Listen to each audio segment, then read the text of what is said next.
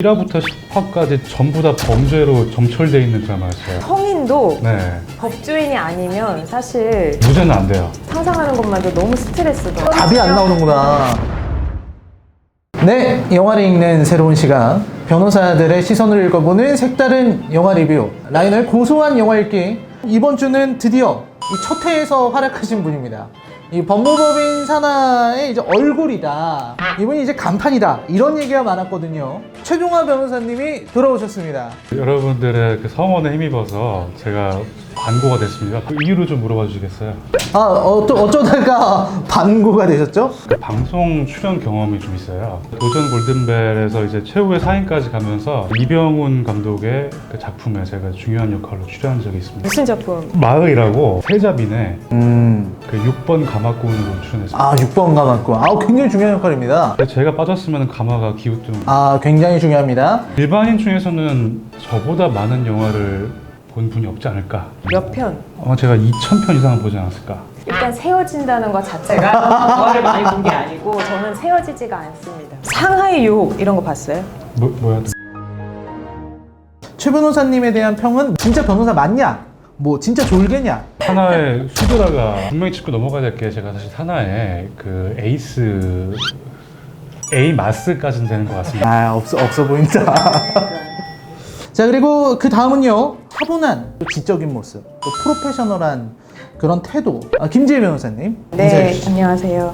어퓨근맨과 1급살인 편에 출연했던 좋아하는 영화 두 편에 이렇게 촬영을 했던 거라서 만족하고 있습니다. 조회수도 잘 나왔다면 더 좋았겠죠? 예. 책임감을 느끼고 있습니다.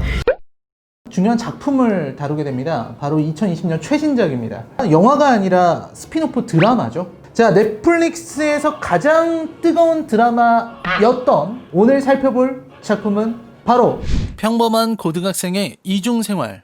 학교에서는 얌전하고 성실한 모범생이지만 그 이면에는 성매매를 알선하는 신개념 포주 생활을 하는 무시무시한 인물의 얼굴이 있습니다.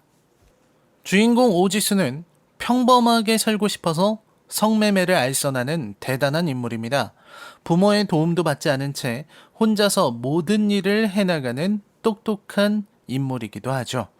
평범에 대한 그릇된 인식, 일그러진 경제관념, 조금도 작용하지 않는 도덕성, 그리고 뛰어난 사업수완, 경호를 담당하는 이 실장과 함께 호흡을 맞추는 지수의 사업은 오늘도 성행하고 있습니다. 고등학생이지만 약점이 되지는 않습니다. 어플과 보이스웨어를 이용해 자신의 정체를 숨길 수 있는 데다 지수는 같은 반 미니가 성매매를 하고 있다는 사실을 알면서도 방치하는 냉혈한입니다. 그런 지수의 앞에 등장한 규리라는 존재. 지수는 규리를 짝사랑하게 되고 난생 처음 들어본 규리의 격려에 감동하게 되죠. 이 자식 이거 존나 기특하네. 기특하다고?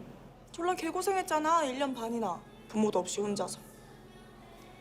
하지만 규리의 존재는 지수의 일상 같은 비일상, 안정된 비일상을 뒤흔드는 폭탄이 되고 맙니다.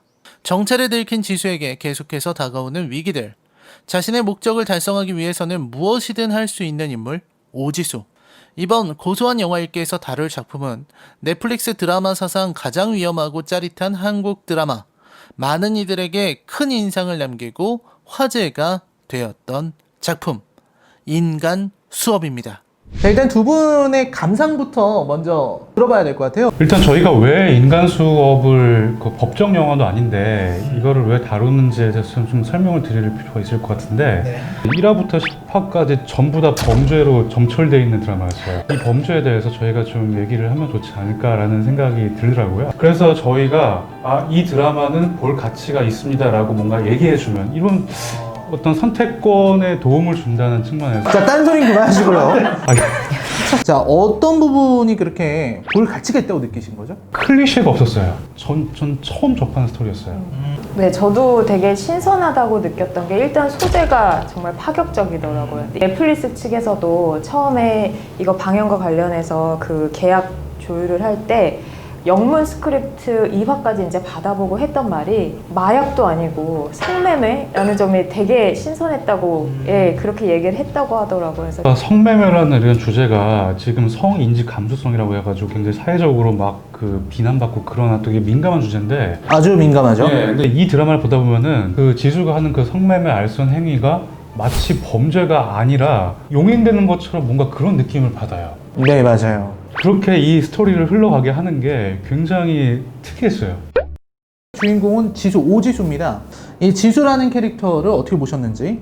그 지수 캐릭터를 보면 냉소적인 정서가 없더라고요. 어떤 사회 환경에 대한 냉소적인 정서 뭐 이런 거를 부여했으면 편한 좀 청소년 드라마, 그러니까 사회 약간 막 중이병처럼 막 네, 이렇게. 네, 좀 찌질하고 주눅 들어있는 모습 그게 많이 비춰지잖아요. 맞는 말이네요, 진짜. 네. 그런 걸 생각 안 해보셨나 보죠? 일단은 아까 모범생이라고 하셨는데요. 규리가 이 범죄에 이제 인볼브 되는 그 과정에서 지수가 그것 때문에 고민하느라고 중간고사를 망쳐요. 망치죠. 그것 때문에 고민하느라고 영어가 48점이 나와요. 그런데 공부를 정말 잘하는 친구들은 이 정도 멘탈 데미지 갖다가 그렇게 48점이 나오진 않아요. 그렇게 탑 클래스는 아니지 않나요? 근데 저도 뭐 다른 거는 그렇다 치는데 사실 영어는 좀 어느 정도 시험 범위를 잘 몰라도 기본이 되면 할 수 있는 또 그런 영역이잖아요. 선행학습도 할 텐데. 학원도 다니는 모습이 많이 나왔기 때문에. 얘가 학원비가 220만 원짜리 학원 다니고 그러니까요. 그렇게 어려운 환경 속에서 얘는 거의 베어그릴스 수준의 그런 생존 능력을 가지지 않았나. 그냥 생활을 이제 유지할 수 있는 그 정도 수입을 창출하는 게 아니라 그걸 넘어서서 저축을 할 수 있을 정도의 그 정도로 많은 돈을 벌어요. 1년 반을 일해가지고 쓸 거 다 쓰고 6천만 원을 모아요. 저도 1년 반에 6천 못 모으거든요. 오딩이 어떻게 일단 정다빈의 휴대폰을 가지고 가요. 네, 그게 만약에 발각이 될 경우에는 이 정다빈의 휴대폰을 가져가기 위해서 정다빈을 민 고의가 인정될 가능성이 매우 커요. 그럴 경우에는 아마 살인죄의 대책을 지지 않을까. 이 지수의 이 성매매가 어떻게 법적으로 문제인지. 성매매 알선을 하는 그 대상 여성들을 보면은 아동 청소년의 성보호에 관한 법률이 있는데 뭐 인터넷, 어플 이런 거를 이용해서 그 성매매 알선을 업으로, 영업으로 하는 자에 대해서는 7년 이상의 징역에 처한다고 규정을 하고 있습니다. 7년 이상이면 센 겁니까? 예를 들어서 살인죄 죄책이 5년 이상의 징역이에요. 법정형의 네. 최하한이 5년이고 거기서 뭐 감경이 될 수는 더 적게도 받을 수 있는 거군요. 공감은 되지 않겠지만 어쨌든 규정상으로는 매우 높은 네, 편이다. 매우 높은 규정에 속하고 이 지수가 나빴던 게 뭐냐면은 대상이 미성년자를 대상으로 했다는 거예요. 또 미니 같은 경우에는 얘 메커니즘 보니까 누군가를 타겟으로 삼은 다음에 그 사람한테 스팸 문자 보내가지고 단톡방을 개설한 다음에 거기서 문자 보내가지고 이런 걸 권유를 해요. 한마디로 같은 반에 있는 미니한테 문자를 보내가지고 이게 권유를 한 것 같아요. 얘는 보니까. 1화에서 보면은 네. 확실히 인지하고 있다는 게 드러나죠.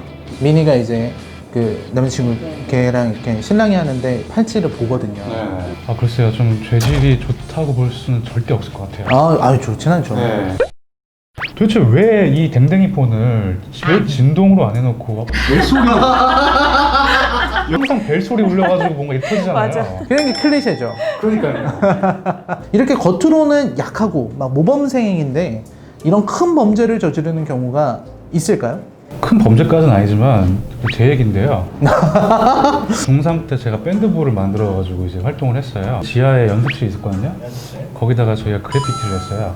징계를 받아가지고 돈해봉사 3일을 이제 처음으로. 근데 이게 뭐죠?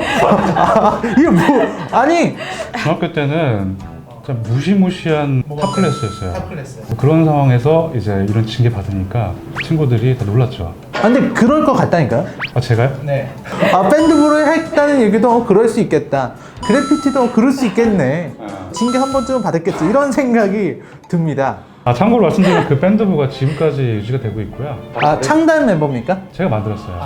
만들면. 제가 만들어서 뽑은 저희 아래 기수에 서원진 씨라고 있어요. 작곡가 겸 기타리스트로 활동하고 있는데 이 세계에서 나름 유명하신 분이라고요. 개인적인 관계가 있으면 친분이? 아 지금은 당연히 안 되죠. 그러면 편집이고요.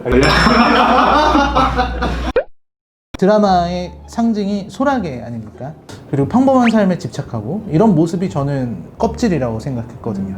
어떻게 저런 애가 범죄를 저지르겠어? 이런 인식을 주고 있는 게 아닌가. 소라게가 그런 의미였나요? 그냥 키우는 건 줄 알았는데 그런 의미가 있었나요? 계속 등장하잖아요. 정말 답답하네요. 과자 봉투. 과자 봉투? 과자 봉투를 규리가 과자 봉투를 버릴 때 접어서 버려요. 네. 그게 이게 두 사람의 어떤 관계에 대한 메타포인 거죠. 두 분이 규리를 어떻게 보셨는지. 규린의 부모님이 뭐 연예기획사 CEO인 것 같아요. 근데 거기 이제 사업 파트너인 최 대표라는 사람과 만나는 자리에서 이 최 대표가 그 부모가 보고 있는데 그 앞에서 이 규리의 손바닥을 긁어요. 이게 이제 성적으로 당시 뭐 이렇게 뭔가 이렇게 좀 이렇게 어필한다 그런 의미예요. 근데 아마 극 중에서 지수가 그 의미를 아는 것 같아요. 알면서도 그거를 담담하게 그냥 가만히 있어요. 강인한 성격이다.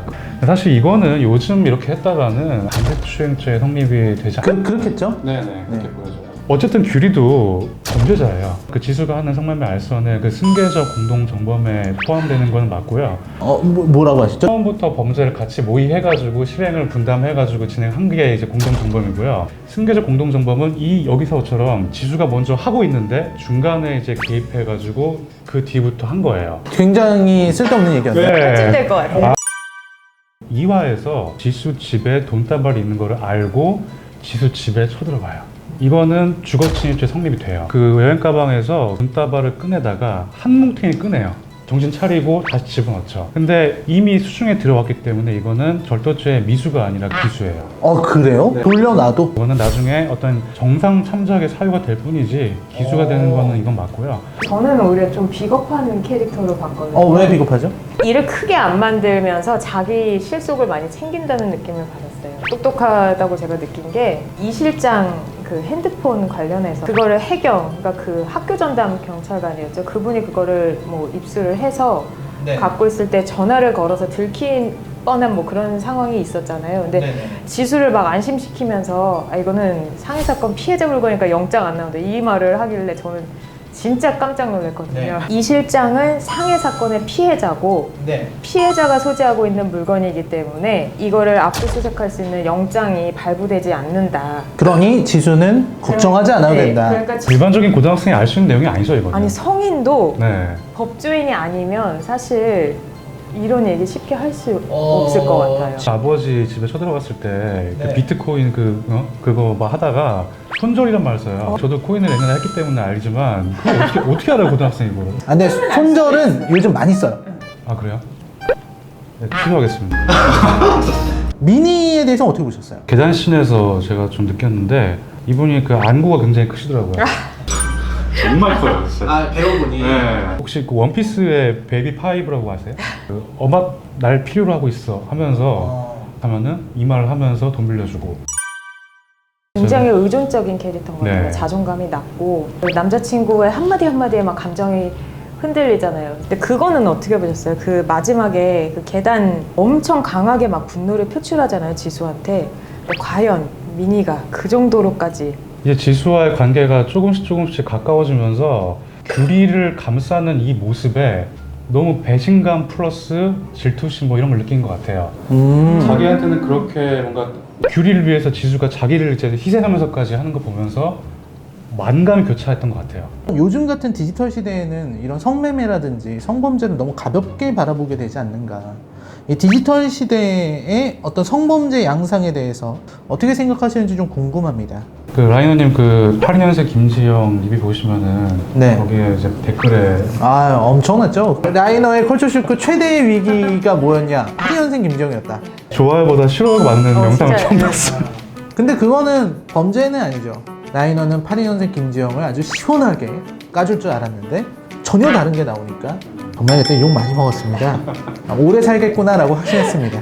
변호사 분들이시기 때문에 이제 피해갈 수 없는 질문이 있습니다. 내가 지수와 규리에 변호를 하게 된다면 나는 어떤 전략으로 변호를 하겠다. 이들의 범죄에 대해서 이제 졸개에서 A마스가 된 최 A마스님부터 얘기해 보시죠.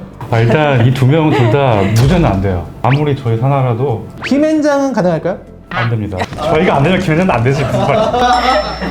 어디도 안 된다. 단골 매니저 뭐 불우한 환경과 뭐 생활고 이런 여러 가지 재반 사정을 얘기해야 되는데 지수는 아까도 말씀드렸지만 금액이 너무 컸어요. 1년 반 동안 6천만 원을 모았다는 거는 얘가 이걸로 인해서 그 불법 수익을 엄청나게 많은 수익을 거뒀다는 거예요. 만약에 이거 성매매 알선을 해가지고 딱 그 생활을 할 정도만, 그 정도만 벌었으면 저희가 할 얘기가 많았을 거예요. 그걸 초월해서 엄청나게 많이 이렇게 많이 벌었기 때문에 아마 법원에서도 이거를 납득하기는 좀 힘들 것 같아요. 규리 같은 경우에도 이제 그 역시 뭐 무죄가 힘들다는 건 마찬가지고요. 그리고 좋은 환경이 스트레스다. 아, 그럼 제가 듣기에도 설득력이 없는데요? 얘는 사실 이거밖에 없어요. 얘는 그 모범 택시만 타고 다니는 그런. 근데 모범 택시는 참 진짜 타기가 쉽지 않거든요. 굳이 내가 모범을 타야 되나? 김 팀장님은 어떻게 보셨죠? 상상하는 것만도 너무 스트레스더라고요. 답이 안 나오는구나. 양형을 주장할 수는 있지만 그거를 주장하는 내 양심이 너무 아프고 반성문을 열심히 쓰자고 해봐야 할 것 같은데 반성문 많이 써보자. 반성문. 야, 답이 없구나. 이 산하의 에이마스 또 팀장 변호사님이 보시기에도 이건 답이 없다. 변호를 하는 게 부끄러울 정도다. 바로 일단 지수는 사람 그 살인죄에 연루돼 있어요. 예, 그리고 규리는 아까 뭐 절도죄. 모범 택시죄. 이 엔딩이 사실은 드라마에서 엔딩을 여러 개를 찍었다고 해요. 사실은 배우들도 어떤 게 진짜 엔딩인 줄 몰랐대요. 두 분은 어떻게 엔딩을 보셨는지, 그리고 두 사람의 말로가 어떻게 될 거라고 보시는지. 일단 뭐 열린 결말 같고요. 일단 보면은 누가 봐도 시즌 2가 예정돼 있는 것 같고요. 아마 시즌 2에서도 잡히진 않을 것 같아요. 프리즌 브레이크 시즌 2처럼 잡힐 듯 말 듯하는 그거를. 그러면 프리즌 브레이크처럼 시즌 1만 보면 되는 드라마가 되는 거 아닌가? 저는 시즌2를 진짜 이거 말고도요, 드라마에서 가장 인상적이었던 장면들이 있으면 각자 좀 뽑아주시죠. 곽기태 그 학교 짱이죠. 그 학교 애들한테 도미니스가 왔는데 시에스타를 한다. 뭐 일진이 그 애들이랑 같이 그 100일 파티 할 때 100일 축하합니다가 아니라 해피 애니버서리라고 해요. 무슨 외고인가요, 외고? 학교에서 그렇게 합니까? 아니요. 예. 어떻게 합니까? 공부하느라 그런 거 아니에요. 드라마에서 블랙 코미디로 연출된 장면이 딱 한 장면이 자기 설명하는. 막 사업 수완을 설명하는데 계열이 막 알파고라 그러면서 막 저도 이제 그 장면이 굉장히 인상 깊었던 게, 그게 이 영화에서 굉장히 이 드라마를 되게 스타일리시하게 만드는 장면이긴 했어요. 이런 어떤 문제작을 보시면서 하고 싶었던 말씀 있으면? 되게 사소한 걸 수도 있는데 저는 넷플릭스 드라마에서 욕이나 어떤 그 담배 같은 게 여과 없이 나오잖아요. 이런 게 다 뭔가 노출되면서 더 자연스러워지고 더 약간 농도가 짙어지는 게 있다고 보거든요. 넷플릭스 드라마에 더 많이 기대를 하고 있는 상황이에요. 그래서 앞으로도 더 좋은 작품 보여주시기 바라겠습니다. 아, 넷플릭스에 말씀하신 거야? 본사한테 말한 거예요. 아, 우리 시청자들한테 얘기한 게 아니고. 좀 신선한 소재를 파격적인 연출을 통해 한번 볼만한 가치가 있는 것 같고, 그리고 시즌 2도 나왔으면 하는 바람이 있습니다. 네, 그렇습니다. 사전 제작 드라마의 힘을 보여줬던 것 같아요. 이렇게 좀 디테일한 소품들을 처음부터 끝까지 유지를 하고, 그리고 1편부터 마지막 편까지 어떤 하나의 흐름이 계속 이어진다는 게 요즘 같은 어떤 쪽대본 드라마에서는 상상할 수 없는 그런 완성도였던 것 같습니다. 자, 고소한 영화 읽기, 오늘은 스피노프로 인간 수업에 대해서 이야기를 해봤습니다. 여러분 항상 봐주셔서 너무 감사드리고요. 늘 댓글 많이 달아주시길 바랍니다. 이분들이 또 댓글 보는 재미로 주말을 보낸다는 이야기를 들었습니다. 저희는 그러면 다음 편에서 찾아뵙도록 하겠습니다. 시청해주셔서 감사합니다. 안녕히 계십시오.